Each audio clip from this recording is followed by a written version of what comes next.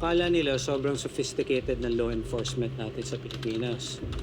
Ang hindi nila alam, sobrang simple lang ng setup natin dito at hindi mo kailangan ng sophisticated hacking system para ma-identify natin yung personnel nila. This is not the European Union. This is the Philippines. Lahat ng bagay dito, sobrang simple. So, paano? Kailangan mo lang malaman yung social media account nila.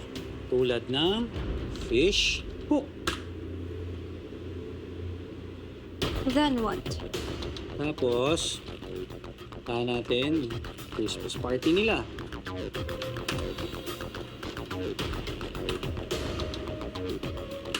Kung nandyan talaga si Shano, siguro naman mamumukha mo. Pag na-scroll tayo ng mga pictures, di ba? Malalaman natin kung din talaga siya nagtatrabaho sa ahensya mo.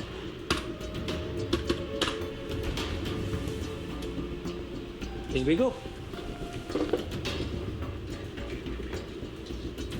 Scroll. Scrolling.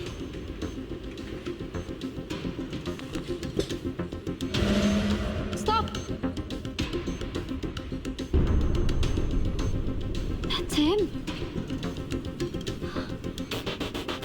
Mukhang him and Alex are agents working against us. Against the Moravianos. Hello mga kapatid, ako nga pala si Cedric Juan of A Secret in Prague.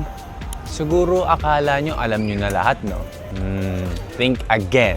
Just please watch the next video and please subscribe to the TV5 YouTube channel.